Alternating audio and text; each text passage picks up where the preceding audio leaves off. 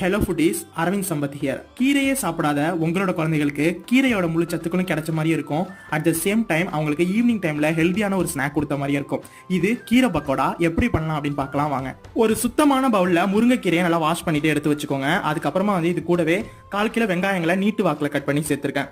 இது கூடவே தனி மிளகாய் தூள் 1 டீஸ்பூன், 1/2 ஸ்பூன் சோம்பு, தேவையான அளவு உப்பு, பச்சை மிளகாயை சின்ன சின்ன பீசஸா கட் பண்ணி இஞ்சி கூடவே சேர்த்துக்கோங்க. இதுக்கப்புறம் இது எல்லாத்தையும் நல்லா ஒரு தடவை கலந்து விட்டுருங்க, எதுவுமே சேர்க்காம தண்ணிலாம் தெளிக்காம.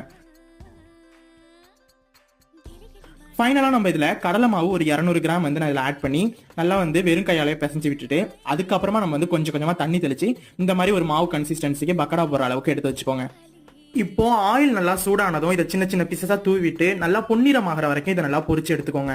நல்லா கிறிஸ்பியான முருங்கைக்கீரை பக்கோடா நம்மளுக்கு ரெடி ஆயிடுச்சு. இதை டீ டைம் ஸ்நாக்கா நம்ம குழந்தைகளுக்கு கொடுக்கலாம், நம்மளும் எடுத்துக்கலாம். கீரையே சாப்பிடாத உங்களோட குழந்தைங்களுக்கு இப்படி பண்ணி கொடுத்து பாருங்க, உண்மையாவே அவங்க காலி பண்ணிடுவாங்க.